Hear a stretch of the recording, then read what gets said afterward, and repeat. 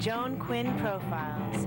As an editor for Andy Warhol's Interview, the Los Angeles Herald-Examiner, LA Style, and Detour magazines, Joan covered the social set, the Hollywood hotshots, the international art scene, the mysteries of food, the excitement of travel, and the fabulous world of fashion. Joan continues to find creative people on the cutting edge who make things happen. Here's Joan Quinn. Hi, I'm Joan Quinn, and welcome to the Joan Quinn Profiles. Waiting to be profiled are actors Chuck DeMaria and Ken Orkian. Actor, singer Chuck DeMaria was born and raised in Buffalo, New York, and went to Turner Carroll High School. How did your career take off? Did you go to college after high school to be a singer? No, actually, I didn't go to really start focusing on college until I came out here and started studying Chinese medicine. Is that right? I was playing in a lot of rock bands in Buffalo, New York. Oh, did you have your own band? For a long time. What did you play? I was just a lead singer. Oh, you didn't play anything? And that was actually how I got involved with it, because when I decided I wanted to be an actor, the most logical step was to get into musical theater.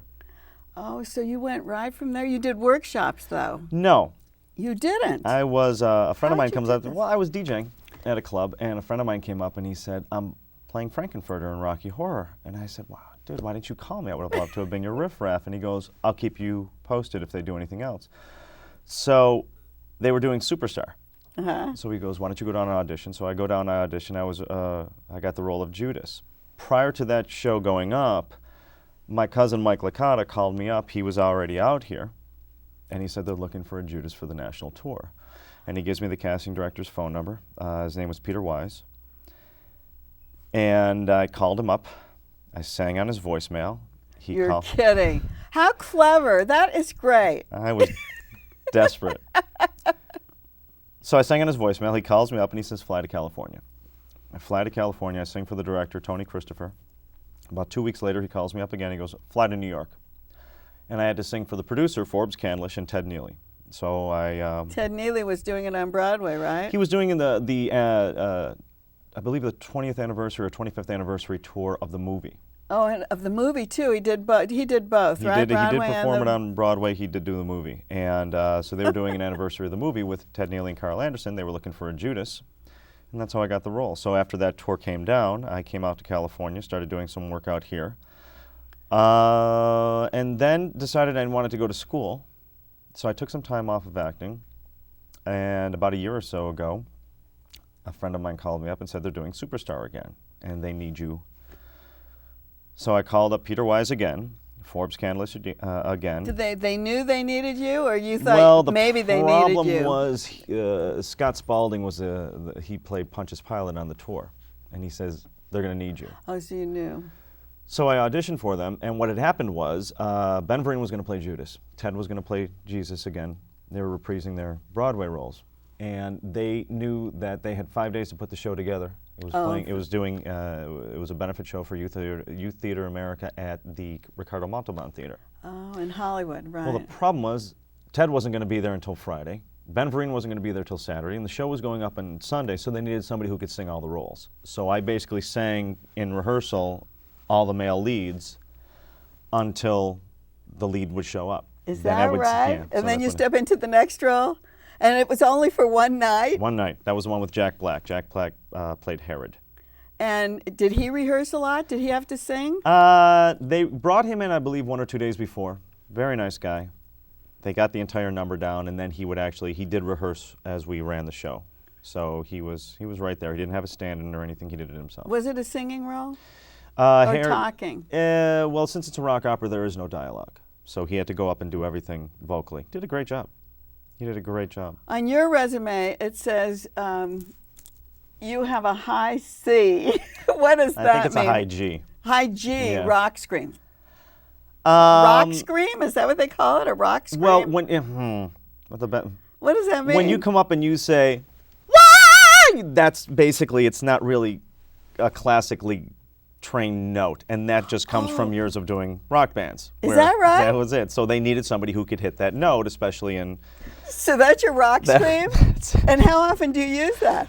In Evel Knievel, all the time. Oh, all the time in Evel Knievel. But did you use it prior to this? Were you using it as a rock singer? Yeah, because I'm also the lead singer of a Queen tribute band called Under Pressure. But so I have to play Freddie Mercury on stage, and you have a lot of higher vocals with Queen music as well. So what happens to your voice? Does it strain your? Well, here's the weird thing about it. I'm used to playing in Buffalo, New York, where the bars are open till 4 a.m., which means you're playing until 3:30. And what do? They have chicken wings? A lot of them. Beer, pizza, and chicken wings. So you're just used to singing under very stressful environments. At that point, you could still smoke in a bar. Oh, so you're still smoking. You're drinking, you're eating on stage. chicken wings, yeah. you're singing. So you get used to singing under adverse circumstances. So when you have to do a show, it's like, okay, this is fine, because you're used to singing under worse conditions. But you don't do that the whole time. You're not screaming like that the whole time. Not all the time, but there's a lot of places throughout the show where because the writer of the show. The writer of Evel Knievel, the rock opera, the show we're currently doing at the Bootleg, Jeff Beck and Jay Dover. Jeff wanted to write something in the vein of 70s style music, which the lead singers tended to be higher singers, your Plant and Page and men of that cut from that cloth. So they wrote the role in the upper registers. Oh, so they had to find someone who would be able to do that then, right? Consistently, yeah. And that's, But you do it every night. I was coming to that. I was just going through your career a little bit. You've done commercials, you've done TV, right? Mm-hmm. And you are studying Chinese medicine right now, which I think is great because I thought maybe that would help your throat. The funniest thing about that is the people on the show get a kick out of it because I really don't drink. A beer is a huge night for me, and I don't drink in public. But there's a bottle of Jack Daniels on my dressing table, and they're like, "What's that for?" And I said, "Because I gargle with Jack Daniels before I go out on stage." And they said, "Why?" I said, "Well, Mario Alonso used to do a shot of whiskey and then drink water, and that's what he would do." I said, "Well, it's good enough for Mario." So I ended up getting into the habit that before I go on stage, I would gargle with Jack Daniels. That's a true story? I thought you were kidding me when you were talking about that. Oh, you really do? What does it do? Does it just clears it? No, it just clears out any extra maybe I should start doing that. Jack Daniels, though, icky. That's why you spit it out, right? Oh, yeah. What kind of music do you like the best? You know what? That changes daily. I'm a sucker for a good 3-minute pop track, and I always have been. So any singer who can make you believe what they're singing, I'm a fan. Do you look to Broadway to do a Broadway show? I would love to go to Broadway. It would put me closer to my family because my family is still in Buffalo, New York. But unfortunately, Broadway might even go dark in the beginning of December because of the contract dispute. But I would love to perform on Broadway. I would love to have that. So you haven't had any chance to do off-Broadway or anything like that? I mean, you came to California and boom, that was it? Yeah, the thing about it was this was as far west I could get without having to tread water. And after you live in Buffalo, you're like, let's go someplace where it's warm. You have the Niagara Falls. There's a lot of water there. Yeah, but it's you can't actually swim around in it. But that's what happened. And the problem is, it took me a while before I actually came to the conclusion, I don't know if I can live in Buffalo anymore. I would love to be able to afford to live in Buffalo and still live in Los Angeles. And why? Because of the extremes or the culture or what? You become institutionalized. When you come home and all of a sudden people are looking at you like you are not from there. And it's like, no, I lived here my entire life. Oh, and yeah. you're just like, wow, maybe and somebody said, God, you're so LA. And I went, me? I was born here, right? I said, and it just kind of struck me as funny. But that's part and parcel of sitting in traffic on the 405 for hours on end. Right. You don't have to do that there. It changes a man. That's right. But how did you get interested in Chinese medicine along with your singing and your rock bands and all that? I was dating a girl in Jersey, and she happened to be a PhD. She teaches at Rutgers. And she kind of demystified college for me because I would hang out with all of her PhD friends, and I would think I could have gone to college. I could have done this. I'm sorry I didn't pursue it. And I had a debilitating back spasm that nothing could touch. Chiropractic, martial arts, yoga, nothing would work. And then this little Chinese lady with a handful of needles cured me, and I got off the table and I said, I have to learn what you just did. I have to learn how to do that. How great. So all the best schools were out here in California, and I had moved to be with her and then moved to come back here and started going to school. And you go to Yosan Go to Yosan University. Dr. Dow and Dr. Mao were the founders, I think, yeah. Yes, they are. And it's very well known and very respected. Yes, Was it it is. hard to get in? I fortunately had decent transcripts and good letters of recommendation. It's nice to, be dating a professor so that she could write a good letter of recommendation. But it worked out pretty well. Unfortunately, it's just a long master's program. A lot of people don't realize that you're spending 4 years at least just to get a master's degree, which is the reason why I'll be done in December, but I'll probably go on to my PhD. That's how long you've been there already? 4.5, because at one point I was actually at Emperor's College starting my internship and then came back to Yosan to complete my internship. Oh, I see. So, well, in between your classes, you're now starring as Evel Knievel in Evel Knievel, the rock opera, and you're playing Evel. Tell us about Jeff Beck, who wrote it. Jeff Beck is a brilliant man, a wonderful musician, a great rock drummer, and he just, when I asked him, I said, why Evel Knievel? And he said, I wanted to write something in the style of 70s music. I wanted, because nobody had actually done that for a while. It hasn't been done in a very long time, at least not well. And he looked around and saw that the icon of the 70s was Evel Knievel. Not actually on the stage, but he was somebody that was known, And popular culture. Nobody had Right. done that in that medium for him. So that's how Jeff wrote it. Then, and I know I've talked to Jeff. He interviewed Evel, and he's been very, very close to him. But then your director, tell us your director. Keith Farley from the Actors Gang. Keith, it's funny too, because apparently I scared the hell out of Keith when I walked into the audition, because I walked up to, when you go into an audition, you don't want to appear dull or desperate. And I was pushing the line on desperate because I was very excited about the project. So I was like, nobody's doing anything like this, and I really want to be a part of this. And I said that I had a dream, and my dream was to create one of the most difficult vocal roles in musical theater. And Keith Farley was just like, this guy's out of his mind. We can't possibly have him in the production. And Jeff liked me. Jeff Beck and Jay Dover, his partner, who wrote additional music and lyrics to the play, said, well, why don't we take him out for a drink and we'll see how it goes. So I took him out, and afterwards he said, all right, he's okay. But we were...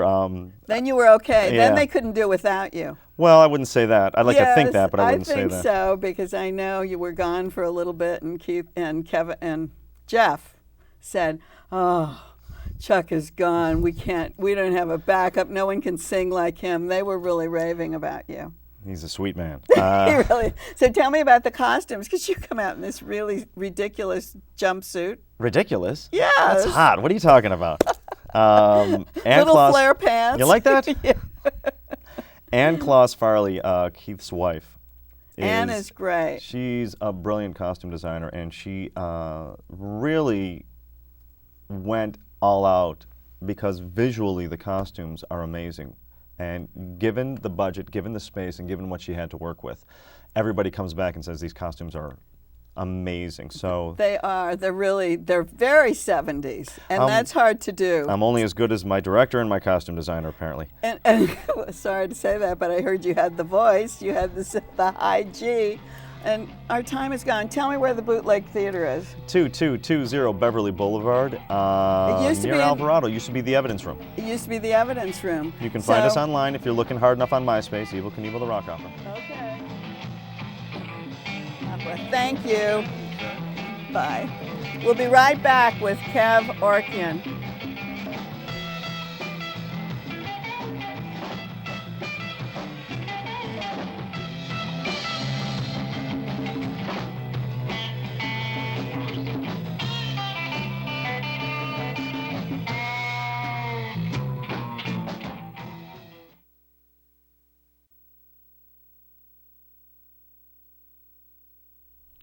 Hi, I'm Joan Quinn, and welcome back to the Joan Quinn Profiles. I'm with actor, musician, dancer, stand-up comic, Ken Orkian, who was born and raised in London.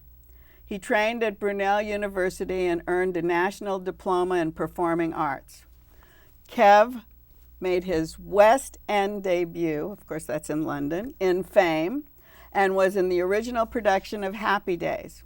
He's danced in an Armenian-Russian dance troupe, played classical repertoire on the piano at Wembley Hall, Victoria and Kensington Palaces, and he's in LA performing his one-man, this is weird, piano comedy show. That's the one. Is that true? That's absolutely true. Where do you do it, and what are you doing?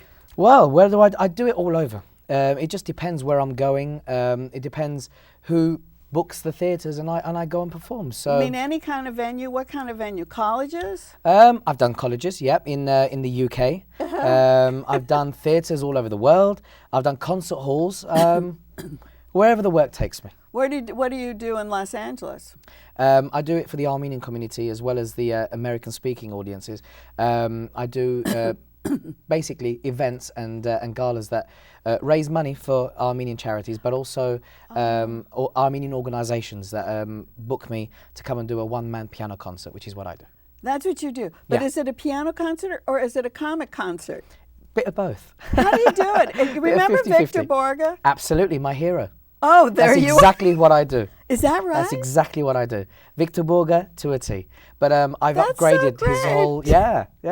I'm really pleased you kind of said that as well, because Victor Borge was one of my big heroes when I was a child. But he was a really well-trained pianist, Classical wasn't he? pianist, yeah, he like was. you. Concert classical pianist, yeah, absolutely. But he just brought the comedy over with what he did, and I thought I could really do that because I'd always been established as a musical entertainer, so I wanted to bring the comedy with it, and the piano and the comedy with it just blossomed, and he was one of my biggest heroes. But do you do the deadpan like he does?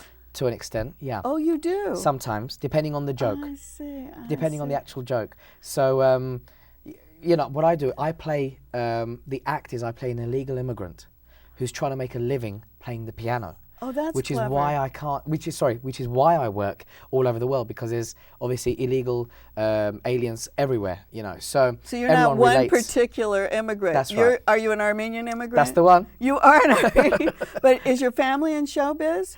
My grandparents were. Doing what? My great uncle was the conductor for the Russian Philharmonic Orchestra. So very musical. Very musical, yeah. What was his name? My mother knows. I don't know. Who knows? No, yeah. But he was. But he Oh, was. Yeah, he was part of the Royal Philharmonic Orchestra in Russia. My great grandparents on my mother's side were both playwrights, and they'd introduced playwriting to Istanbul. So they used to do a lot of work there, in theatre established, you know, theatre. So they were living in Turkey? Yeah. They were living in Turkey. How Armenian are you in Well, London? I don't know. I don't know how to put that forward, really. How Armenian am I? Well, You're full-blooded Armenian. Full-blooded Armenian. And you speak Armenian. I do. And do you cook or you Yes. eat Armenian? Well, I have to cook because I don't live with mum anymore. You got to survive. So no, I've been living on my own since I was 19. So it's only a couple of years ago. Do you have any good recipes? Rice, one of the best recipes for Armenian cooking. Get it there. So I do rice. I do quite a lot of cooking now, really, because I've been on the road acting and being in musicals for a long time. So you have to survive on your own. So that's You what I do. survive. You cook on the road Yeah. for yourself. Oh, you do. Yeah. If I survived on McDonald's, I think I'd be triple the size, you really. couldn't do that. No. Well, the Armenian-Russian Yeah. background probably goes to your dancing. Yes. And what were you doing in the dance troupe? I was part of the Armenian Georgian dancers as well as the local Armenian dance troupe in London. Did they travel? Yeah, we did. We Oh, you did. did? We did few European countries, but in general, it was more the UK we toured. Oh, I So see, it was I a see. great opportunity. Was that like a stepping stone onto the West End, or was that during the same time you were? I wouldn't have said it was a stepping stone. I would say it was a great experience. But you'd already been on. Had you already been on the West End on the No, theater? I hadn't. No, I did the Armenian dancing first, and kind of got that out of my system before I actually went into the West End. And then how'd you? audition for Okay. these American plays, right? Yeah. Happy Days Yeah. and what was the other one? Fame. Fame. They're very Buddy American. Holly, Elvis. Buddy Holly. You know, Forbidden Planet. I've done quite a lot of musicals back in the UK. I auditioned. Particularly Happy Days. The director was a gentleman who ran a production company in the UK, and he said to me, "Would you like to audition for a musical that I'm doing?" I said, "What's the music?" He said, "Happy Days." I said, "Not the one with the Fonz." Yeah. He said, "Yeah." He said, "That's the one." So I said, "Wow, okay, yeah, definitely." He said, "I'm thinking I'm going up for the Fonz, you know, because I knew he was like 5'4", 5'5", short guy, kind of cocky, you know." So I thought that's going to be a great opportunity. It turns out they wanted me for Ralph Malph, who was the ginger guy, the redhead, who did all the comedy. Oh, So I thought, isn't that? well, I don't know if I'm suited for that. But they dyed my hair. They dyed my hair red, and they gave me the comedy role. And our actual director, what did they call it? The assistant production director was Henry Winkler himself. Oh, Henry was there? He was there. Oh, we love Henry. He's Yeah. a good old friend of ours. Yeah, it was a really nice Oh, guy. so did he like you? Well, he actually came up to me. He said, "I'm looking forward to seeing you play Fonz." And I said, "I'm not. I'm Ralph Malph." Because he thought you... That's right. We were really identical in many ways. I mean, good looking. Witty. Short, witty. Yeah. Nice. He's so nice. Oh, he's a lovely man. He's a very really nice. genuinely lovely man. He He's really really is. nice. Yeah. When you see the persona in Happy Days and you think he's such a cool dude, and then you see him in real life, and he is a cool dude, you know. But he's a gentle, humble man as well. But how did you get your American accent, or did you do it with an English accent? No, American accent. You did? Yeah, I did it with an American accent. Yeah, we had a guy who came down to give us elocution lessons on how to speak. that right? Yeah. So that was pretty cool. How do we speak? We speak funny. No, you don't. No, you don't speak funny. I think we speak funny compared do to you too. guys. So you know, I think we all have different accents, but But what happened like in Fame and Buddy Holly? Same kind of thing? Yeah. All American accents? all American accents. Yeah. Well, were you taking singing lessons? Because Yeah. I know you were a pianist. Yes. But you were also dancing, it was Yeah. dancer you were. Yeah. That's right. Yeah. A few So- years ago now, but yeah. So you had all of it when you went on stage. Yeah, you have to. I think if you're in a production like that, you can't be limited to just being a dancer or just being a singer. If you can do all three or four, you have the possibilities are endless. You know, you can do a lot more with the production. Have you continued studying and auditioning for plays? I continue to audition, depending on what musicals they are. But most of the time now people know what I do. So But only musicals? Is that all you no, I do plays. I do television Drama? shows. I do films. You do commercials. I Tell do us commercials. the funny story about one of those commercials. You've Well, I done did- a lot of commercials. Well, it was funny because I did a commercial for Kleenex. Yes. And I went for the audition. It was an American company that was auditioning the Kleenex commercial. And I went for the audition. And the guy said to me, "Hi," he said, "What's your name?" I said, "My name's Kev." I said, and I'm here to audition for the part of the driver. He said, "Great." And all I had to do was sit in a chair, drive for about 30 seconds, and then wind my window down, hand some tissue, and then wind the window back up again. And I did it. And he said, "Fantastic, you got the job." And I said, "Okay." And the money was phenomenal, you know. So I went to Spain, Barcelona, to film it. But the funny thing was, when I'd auditioned with a bit of a stubble on my face. So the guy thought that was great, you know. It was rough looking, Italian looking, you know. So I thought, great, this is a great opportunity. But on the morning of the filming, I shaved, and he got really upset. And he said, "I didn't want you to shave." He said, "I wanted you to look rough." So I thought, oh. And he said, "How quickly will that grow?" And I said, "Well, I'm Armenian, so to be honest with you, it's not going to take too long tonight." He said, "Fine." So he filmed waited? everything else, and they waited till 5 p.m. and I had a stubble. Are you kidding? No. 5 o'clock shadow. 5 o'clock shadow I had on my face. Oh, So I was isn't done that and dusted. Great? That Done was and great. dusted, yeah. The other one I thought was really funny was the beer, non-alcoholic beer. Non-alcoholic beer, yeah. That- And I just, by the time, the thing was, it's non-alcoholic. Right, But, right. but there is a certain amount of alcohol still in the actual drink, you know. So take after take after take after, I actually ended up getting drunk. And at one Is that point, really true? I promise you. And he said to me, he said, "Kev," he said, "take 36." And I'm like, okay. I thought that was so great. And talking about comedy and being so funny, you formed a group in Blackpool.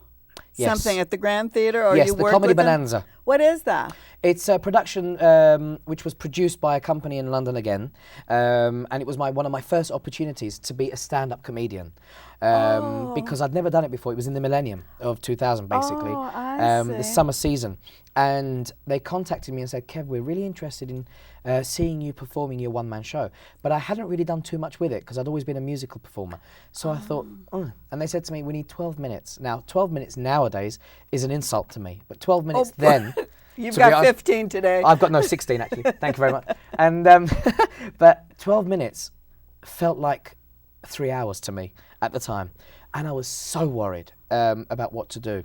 And to be honest with you, at the beginning it was an uphill struggle to try and learn how to be a stand-up comedian. Because you sat and did your comedy? Sat and did my comedy, but I And also used stood your up. pianist? Then I did the piano. Then I sang a bit of Elton John, doing some comedy. So the whole thing was a learning curve But for do you me. think that it was all these other things gave you that confidence? Because if you forgot a line, you could Yes. play or you Yeah. could do whatever you want? Yeah, yeah. With stand-up comedy, you were now not working from a script. You were working from your brain. So Blackpool, it's a different ballgame. Where's Blackpool? It's the middle of England. It's like the west side of the UK, quite far up, not far from Liverpool. And So you worked there, and you also did the Dave Lee show in Canterbury. that's Where's right. Yeah, that? that's now on the. That would be On the other- southeast of the UK. But I've pretty much done the whole of the UK as far as touring goes. And so I've been very privileged. When you go to do that, do you stay there? Yeah. Oh, you stay. Yeah. Yeah, you I stay couldn't in- drive that night. I mean, some of the journeys are 6-7 hours. Oh, they are. So I can't see, come. I see. You know. So are you going to move to Los Angeles, the land of opportunity? Well, I want to try out for a few things here, but it's a great city. I have to say, it's a great opportunity coming here, seeing these people. You know, I love it. I absolutely adore it. Well, we're happy you were here. Thank Thank you. And thanks for watching the Joan Quinn Profiles today. Keep writing to 777 South Figueroa, 44th floor, Los Angeles 90017. And it's JAQuinn1 at AOL. And we'll see you next time.